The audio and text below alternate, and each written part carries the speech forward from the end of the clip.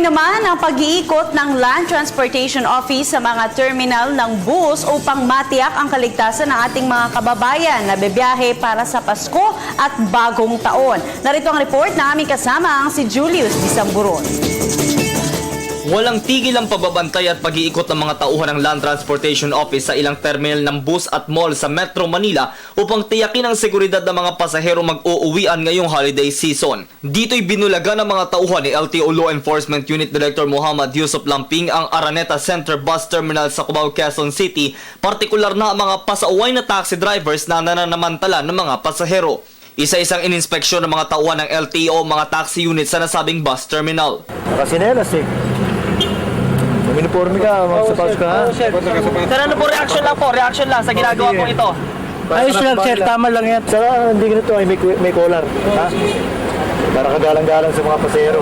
Matindi, matapang ang LTO ngayon sa pagbababala sa mga taxi na mga kontrata, no sir? Yes, Julius, talagang kinoconcentrate po natin itong offline ligtas biyahe natin dahil especially dito sa taxi issues. Umagaw atensyon naman sa mga taga-LTO ang taxing ito na may for resealing na marka pero nakapagsasakay ng mga pasahero.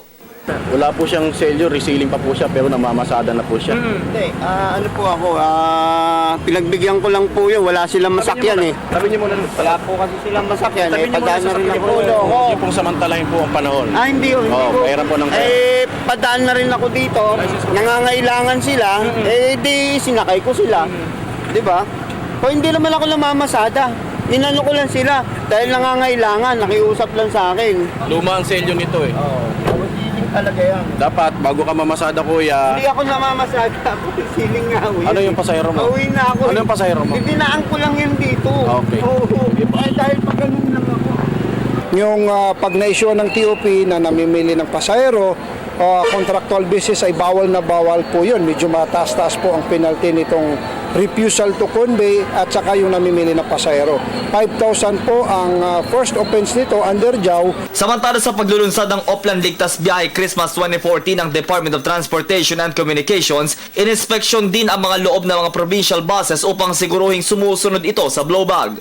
Ginagawa natin ng mga previous Oplan Ondas, Oplan Mahal na Araw ay may LTO DOTC checklist po tayo na chinicheck yung gulong ng bus, yung kanyang wiper, signal lights, tail lights, AWD, of course yung registration ng sasakyan and yung permit niya from kung may permit to travel from the LTFRB and of course yung driver license nung nagmamaniho, baka yung kanyang driver license expired na o hindi na renew. So pag may makita lang tayo na dalawa, tatlo na checklist na hindi maayos, ay hindi po natin pinapayagan makalis yung bus para doon sa road safety ng buses. Iba yung pag-iingat naman ang panawagan nila sa mga motoristang babiyahe ngayong panahon ng Kapaskuhan upang maiwasan ang anumang aksidente. Para sa Telebisyon ng Bayan, ako si Julius Disamburon.